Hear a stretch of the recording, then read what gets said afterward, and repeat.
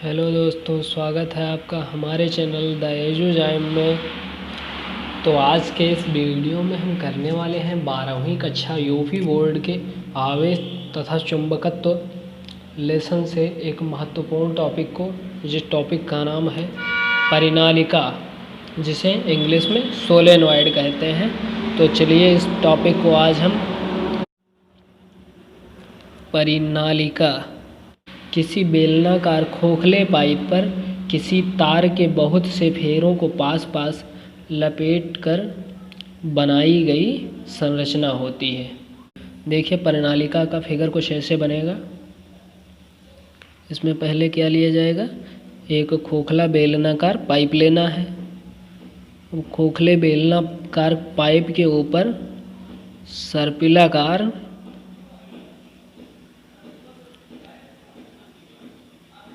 तार के फेरों को सटाकर लपेट देना है। देखिए यहाँ पर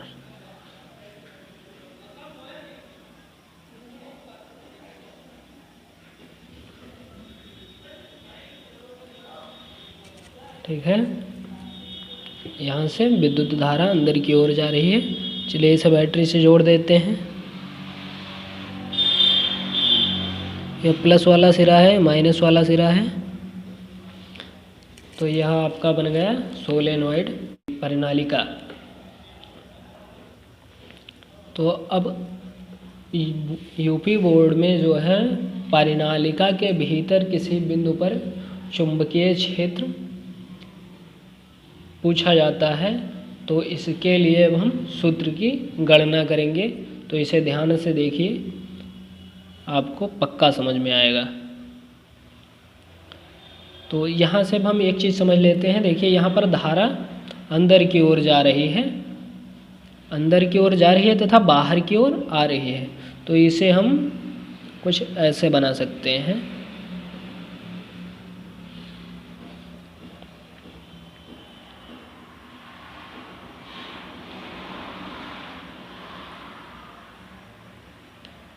ये ऊपर वाला सिरा है तथा ये नीचे वाला सिरा है। तो यहाँ से अब हम देखिए, यहाँ पर धारा अंदर की ओर जा रही है, नीचे से धारा अंदर की ओर जा रही है और इधर धारा हमारी तरफ ऊपर आ रही है। तो इधर अंदर की ओर जा रही है, तो अंदर की ओर जाने के लिए हम प्रतीक चिन्ह ये वाला बनाते थे तथा बाहर की ओर आने के लिए ये वाला प्रतीक चिन्ह बनाते थे।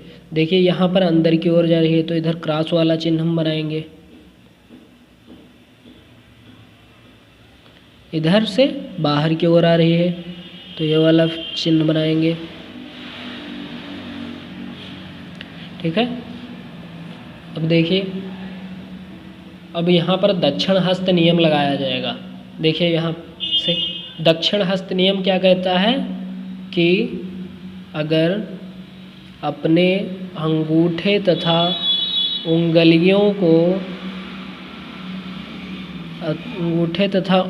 को 90 डिग्री पर इस प्रकार फैलाया जाए कि अंगुलियों तथा अंगूठे के बीच कितना कोण बन रहा हो, 90 डिग्री। तो अगर उंगलियां चुंबकीय क्षेत्र B की दिशा को बताती हैं, तो अंगूठा धारा I की दिशा को बताएगा।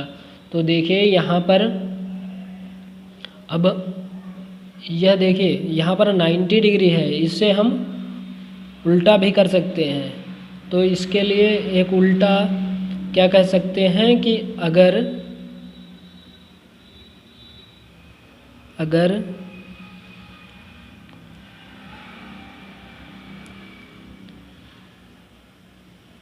अगर अंगूठा चुंबकीय क्षेत्र की दिशा बताएगा, तो अंगुलियां क्या बताएंगी, विद्युत धारा की दिशा बताएंगी।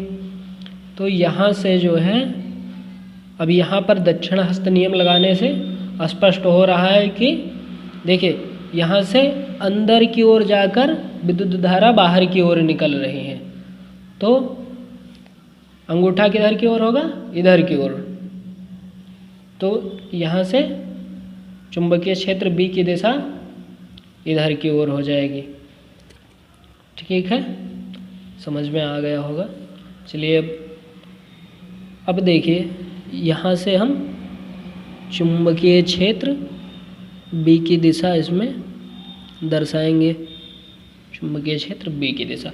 अब अगर इसमें कोई एक वर्गाकार पास रख दिया जाए ए बी सी डी। अब देखिए वर्गाकार पास, अब वर्गाकार पास पर हम एम्पियर का परिपथीय नियम लगाएंगे।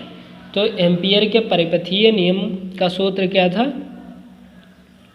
Integration of B dot D L equal to mu naught into I. तो अब देखिए माना ए वाली लंबाई कितनी है? स्मॉल एल है। तो अगर हम इसका एक छोटा सा हिस्सा लेंगे तो डी एल होगा।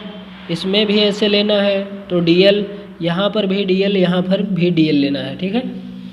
अब देखिए यहाँ पर चुंबकीय क्षेत्र की दिशा इधर की ओर है, तो यहाँ पर डी एल की दिशा हम किधर से लेंगे? A B C point A वाला मानते हैं, डी से हम मान लेते हैं ए बी सी डी ऐसे। तो एक पास बन रहा है A B C D A. तो अब इस पर जब हम एम्पियर का परिपथीय नियम लगाएंगे तो यहाँ से अब हम देखिए यहाँ पर पूरी लंबाई हमें लेनी है। तो इसके लिए ए बी का एक बार इंटीग्रेशन करेंगे, फिर बी सी का इंटीग्रेशन करेंगे, फिर सी डी का इंटीग्रेशन करेंगे, फिर डी ए का इंटीग्रेशन करेंगे। तो इसे हम किस प्रकार लिख सकते हैं?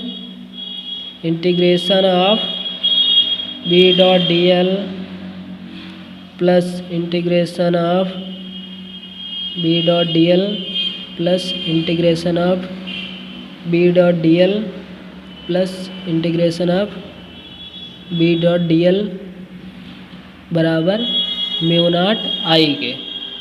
देखिए अब यहाँ पर पहली बार हम ए से बी तक के लिए लेंगे, ए से बी तक के लिए, फिर बी से सी तक के लिए, फिर सी से डी के लिए, फिर डी से ए तक के लिए। ठीक है, क्लियर हो रहा है? अब देखिए यहाँ पर ए से बी तक के लिए, अब यहाँ पर हमें डी एल की दिशा देखनी है। तो यहाँ पर बी की दिशा भी इधर की ओर है और डी की दिशा भी इधर की ओर है। तो यहाँ पर थीटा कितना हो जाएगा? 0 हो जाएगा। तो अब देखिए B D L dot product यहाँ से हटाएंगे तो B D L cos theta हो जाएगा, और बी डी एल कास, तो यहाँ पर थीटा कितना बन रहा है? 0 बन रहा है। तो कास 0 का मान 1 होता है, अर्थात यहाँ से क्या आ जाएगा? Integration of B D L plus, देखिए इसका ए से बी तक के लिए, फिर इसका B dot D L B से सी तक के लिए, बी से सी तक के लिए। तो यहाँ से बी से सी के बीच में अब हमें इस वाले डी एल की दिशा देखनी है। तो यहाँ पर वैद्युत चुंबकीय क्षेत्र इधर की ओर है, यहाँ पर डी एल की दिशा इधर की ओर है। तो डी एल और चुंबकीय क्षेत्र बी के बीच में एंगल कितना बन रहा है? 90 डिग्री। तो कास 90 का मान 0 होता है, अर्थात ए वाला बी से सी वाला पार्ट, इसके लिए चुंबकीय क्षेत्र का मान 0 हो जाएगा। फिर ए वाला पार्ट देखिए यहाँ से सी से डी तक का वाला, तो यह पार्ट जो है यह चुंबकीय क्षेत्र के बाहर है, इस पर कोई चुंबकीय क्षेत्र कार्य नहीं करेगा, अर्थात यह भी 0 हो जाएगा। प्लस अब देखिए डी से ए तक का वाला, डी से ए के लिए, तो यहाँ से देखिए ए वाला पार्ट जो है तो ये थोड़ा इसका हिस्सा चुंबकीय क्षेत्र में आ रहा है। तो इसलिए अब यहाँ से हम डायरेक्शन देखते हैं इसकी, तो चुंबकीय क्षेत्र इधर की ओर है और यहाँ से डी एल वेक्टर इधर की ओर होगा। तो इनके बीच में भी 90 डिग्री कोण बन रहा है और कास 90 का मान 0 होता है, अर्थात डी से ए तक के लिए इसका भी मान 0 हो जाएगा। टोटल कितने के बराबर? म्यू नॉट आई के बराबर। अब देखिए यहाँ से a B dot D L total यही बचा है, तो हम क्या लिख सकते हैं? Integration of B D L equal to mu naught I. अब देखिए यहाँ पर इंटीग्रेशन करेंगे तो इंटीग्रेशन किसका होगा, dl का होगा, bl कांस्टेंट पद है इसलिए बाहर निकल जाएगा, यहाँ पर क्या बचेगा म्यू नॉट आई। तो dl का इंटीग्रेशन करेंगे तो छोटी लंबाई थोड़ी सी लंबाई dl थी तो dl dl मिलाकर क्या बन जाएगा l। देखिए यहाँ पर छोटी लंबाई dl थी तो dl dl मिलाकर क्या बन जाएगा l, तो टोटल लंबाई l हो जाएगी, इसलिए हम इंटीग्रेशन ऑफ dl की जगह पर क्या लग सकते हैं l म्यू नॉट आई। इसलिए हमारा फार्मूला क्या आ जाएगा bl is equal to mu naught I. ठीक है, अब देखिए अगर फार्मूला हमें मालूम करना है जब टोराइड में फेरों की संख्या स्मॉल n है तथा टोराइड की लंबाई स्मॉल l है, तो इसके लिए हम क्या लेंगे, यहाँ से यह फार्मूला बन जाएगा bl is equal to mu naught n फेरे हैं, लंबाई l है, n l तथा धारा I बह रही है NLI।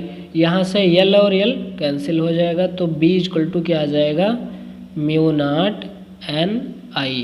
तो n फेरों के लिए, n फेरों की परिनालिका के लिए, चुंबकीय क्षेत्र के लिए यह फार्मूला हो जाएगा। ठीक है, तो ये डेरिवेशन कंप्लीट हुआ। तो अगले वीडियो में हम फिर मिलेंगे। अगर वीडियो अच्छा लगा हो तो इसके लिए एक लाइक अवश्य करें, और यदि आपको कोई टॉपिक समझ में नहीं आ रहा है तो कमेंट बॉक्स में कमेंट करें, मैं उस टॉपिक का वीडियो तुरंत ही आपको अवेलेबल कराऊंगा। ठीक है, वीडियो देखने के लिए धन्यवाद।